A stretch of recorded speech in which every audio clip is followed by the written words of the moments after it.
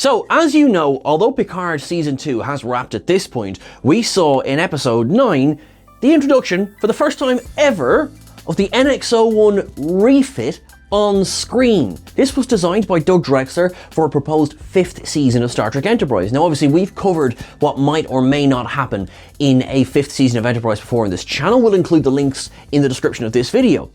Rather than just have myself talk to you about this ship, we went to the source.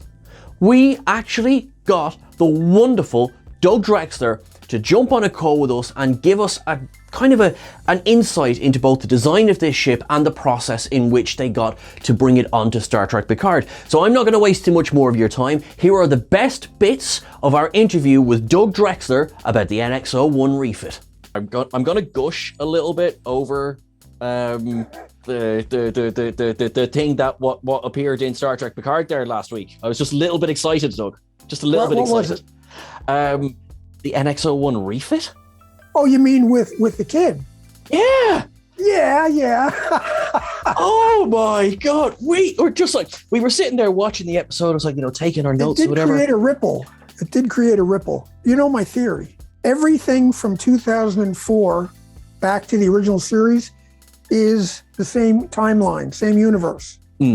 Something happened in Enterprise during the temporal Cold War that exploded the timeline and made all these multiverses. And the reason why I think it's from the temporal Cold War is because the one ship that has appeared throughout everything has been the NX. It was in one of the JJ movies. Yep. It was in Picard. It is the focal point of the time disruption, right? I actually, in fairness, I like that theory a lot. So I'm going to pick up straight away on what you were saying about this alternate timeline, this focal point, because you're exactly right. Because even Discovery as well has had the NX-01 in that snow globe. It had the Archer space dock this season. Everything revolves around Enterprise. Yeah, and it's probably tied in with Trip's death. He's not dead. Trip can't be dead. It's the beginning of the schism of the timeline. It splinters. It wasn't intentional on their part. It's just they have different production crews work on each show, and each one does their own thing a little bit differently, That's the multiverse. The multiverse is all the different directors, all the different art directors, unintentionally they've done basically what Marvel has done. And that explains why you might have a Doctor Strange who's different, or you might have a little bit different. It can be just a little different. It doesn't have to be a lot different.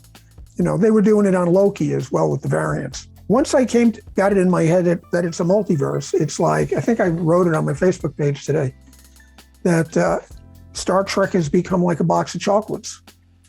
You never know what you're going to get, So like some people like the nutty ones. Some people like the caramel ones. You don't have to like them all. Anyway, so that's my theory. That's my theory. I mean, in fairness, it's as fair a theory as anything. And also, you're one of the creatives on the show. I'm going to put a fair amount of stock in your theories. Don't worry. That's I mean, I think they're going to listen to you before they're going to listen to me. I'm below the line.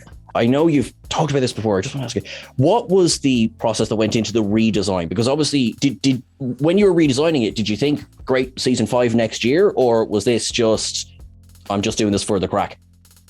When I was designing it, I would stop every day, a couple of times a day maybe, and take a secondary hull from the original and just put it underneath in case I wanted to later on, just to see if everything would balance, So I always had it in my mind that, you go out there, they're new in town and they get their asses pretty much handed to them. They don't have tractor beams. They're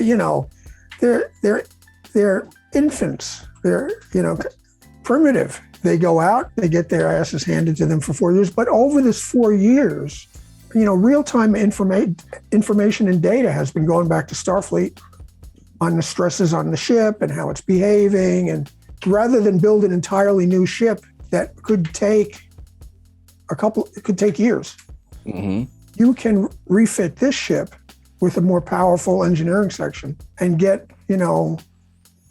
more bang out of it. So it makes perfect sense. And I always loved the idea.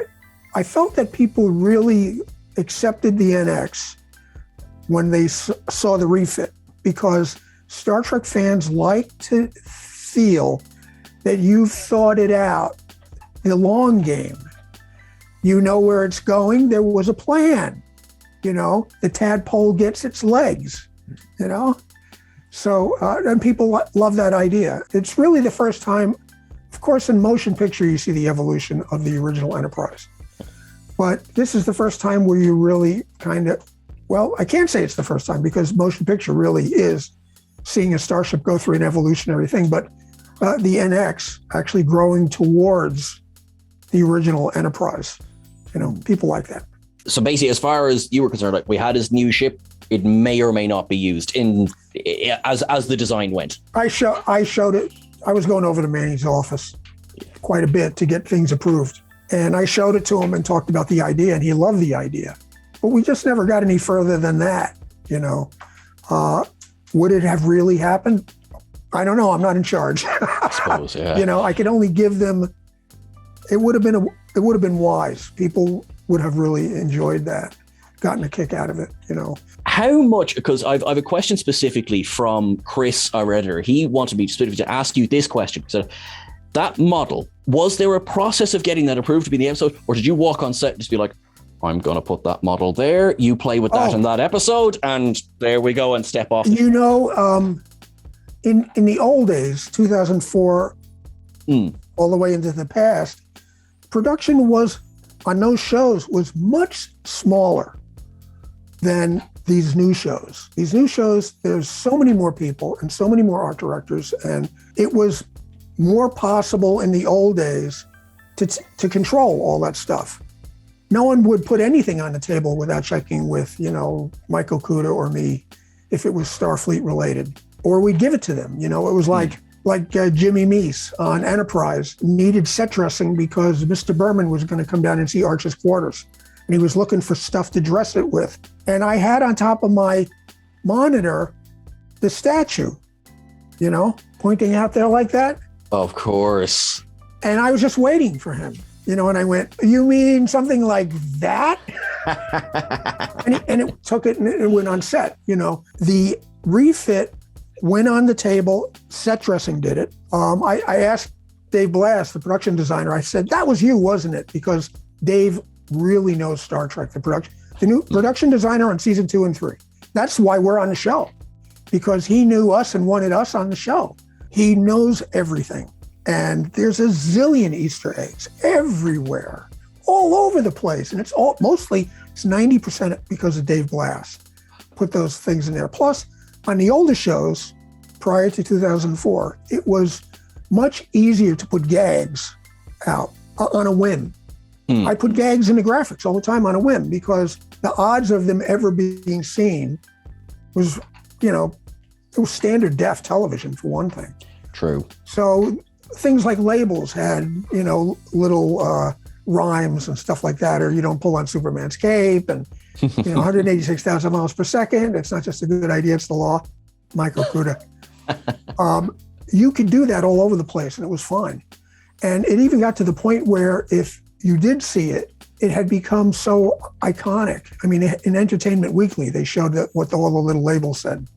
Everyone loved it, But now, where you're shooting it like 4K, and everything is much, much clearer and sharper. On the new shows, if you're going to put a gag in, you've got to show it to Dave Blass. And make sure we won't get in trouble if we put this in here. Here's a cool idea. Like, for instance, in the original series, in the City on the Edge of Forever episode, where Kirk and Spock come through the wall in the alley, and there's they jump through the Guardian, there's a boxing poster on the wall. And I always loved that boxing poster. And we were on Deep Space Nine, and we were doing, during the Bell riots. Yes, yeah. There's a scene where O'Brien and Nana make a jump through time and end up in an alley. And I'm like, oh my God, Mike, this is exactly the scene from City on the Edge of Forever. I'm sure they don't realize they did it. I'm going to make that boxing poster, and we could put it on the wall. So if you watch that scene, that boxing poster from City on the Edge of Forever is just like when Kirk and Spock jumped through. So on Picard, there's a scene where he goes to Whoopi's bar. Mm-hmm. And he's in that alley there on Forward Street. And I gave Dave Glass the file. And if you look at that scene, in the background is that time-traveling boxing poster again. But the thing is that you really do need to check and make sure that it's something that the producers won't get upset if they see and they don't know about. Picard, we got Terry Metalis is the showrunner. And he was with us as an assistant on Enterprise. And now he is the showrunner on Picard. And he's known us for 20 years. So, and he knows and loves Star Trek. So Picard was a really, really fantastic experience. You know, I knew that Dave and Terry would try to make sure that the show gave the proper nods to what came before it, like Elcar's on the bridge again. Mm-hmm. Yep. What a difference that made. I didn't care for season 1 Picard. And there's a shot, I think it's the last episode, where 2,000 Starfleet ships come in. And it's like, okay, first of all, they're all exactly the same ship. It's like a rubber stamp. Stamp, stamp, stamp, stamp, stamp. I'm sorry, guys, if you're watching this and you're hearing this, but that is so goddamn lazy. It burns my biscuits. I mean, I can't believe it. Why would you do that? Every single ship is exactly the same. We had a fleet shot in Picard, and Dave Glass made sure that there was, every ship would be something you'd go, that's this, that's this, that's this, and make you feel like you're part of a club. But even worse than that is, first of all, what they're telling us. Remember when the Enterprise used to be the only ship in the quadrant?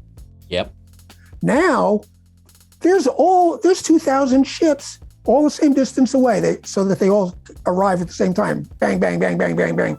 I mean, where is the logic? Unless you've got like a machine that's spitting out spaceships, printing them out within 2 seconds. I mean, I don't understand how that got approved. Why? But the truth is that there are well-meaning people who just don't get these things as far as Starfleet logic, and it doesn't sound important to them. Now, obviously, from talking to you, it was because it was Dave Blass going, okay, listen, this fleet shot from season 1. He said to me, he said, that's never going to happen again. Oh, God. He said, that will never happen again. Well, of course, he has to be there. None of us are on any of the other shows, so you can't guarantee that, you know. But as far as Picard was, that wasn't going to happen. And you saw that when that fleet was so sweet for people that it practically went viral. There were articles about the fleets, you know. Do you think we'll ever get a season 5 of Enterprise? Or has that ship sailed? Well, you know, I mean, it's like, you never know with all these series that they're doing, you know. I mean, it's like there's so many shows being done. It could happen. Maybe they want to do a spot, you know, that shows how the time splinter happened, you know. Well, or who the future guy is. Yeah, or a future guy is. It's not impossible. I think fans would love to see that. All I have to say is that, God damn it, don't go messing with ship, you know. Fair.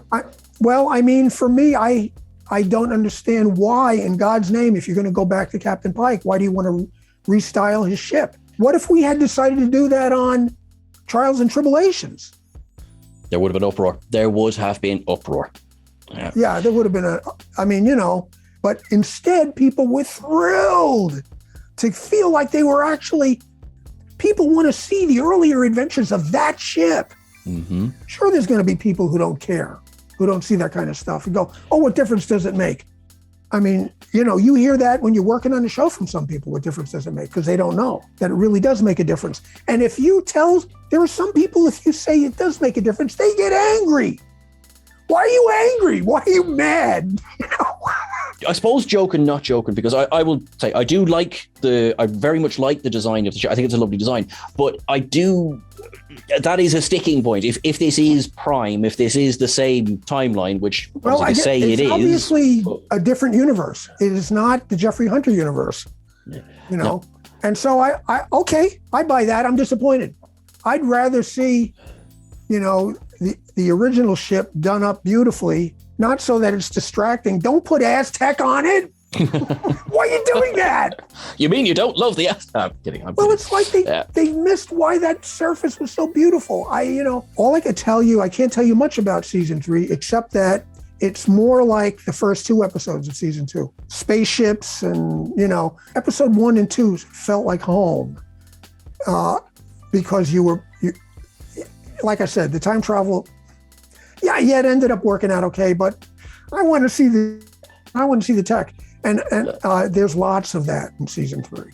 Dave wouldn't be able to do that if it wasn't for Terry. You've got a showrunner who has the same kind of goal. I don't agree with everything Terry does, but the great thing about Terry was that here's a line producer. I could call him on the phone and talk to him about something I think doesn't work right. I couldn't do that with Rick Berman. It would have to go through Herman. I have to go to Herman and let Herman Zimmerman, talk to him. With Terry, it's like, Terry, this doesn't make sense. And I just want to put this in your, Terry was great about that. He listened, he wanted the ideas and, so we were really lucky, particularly lucky to have those 2 guys on Picard.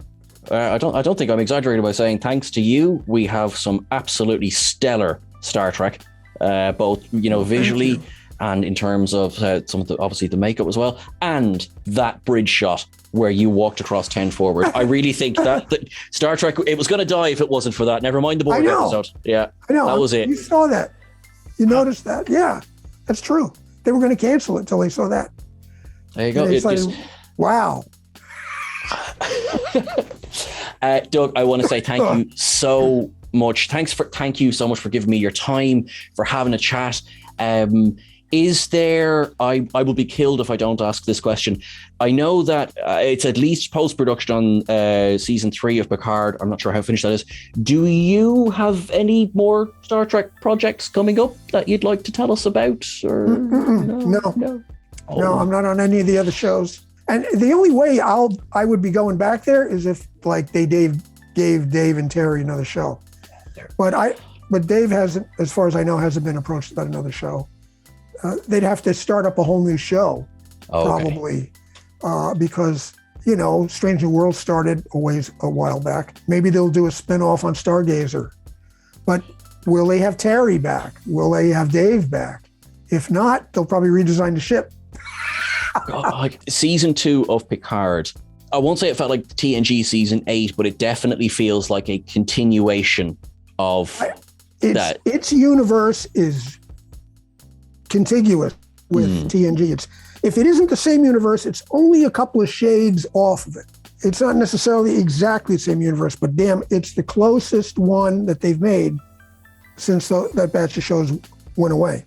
Doug, you're a gentleman, and you're wonderful, and never change because you're just awesome. My underwear. Once a week is fine. You know yourself. Okay. Sean, thank you. Not at all. Have a great weekend. Thank you so much. And I'll talk to you later. Thank you so much, Doug Drexler, to jumping on a call with us and to taking us through. That was so cool. Thank you so much to everyone who joins us on these videos. It is through you liking, sharing, and most importantly, subscribing that we are able to do videos like this on ships like the NX-01, like big moments in Star Trek history. So thank you so much. You can catch the entire interview with Doug Drexler on our podcast, the Clone Star Pod, they will have the link to that in this profile. This will be live in a few days. Keep watching this space, hit subscribe, and you will stay up to date on that. Everyone, look after yourself, live long and prosper. Remember, you are awesome. My friends in Ukraine, stay strong. We are thinking of you. We love you. And we are all rooting for you. Please stay safe. Everyone, thanks so much.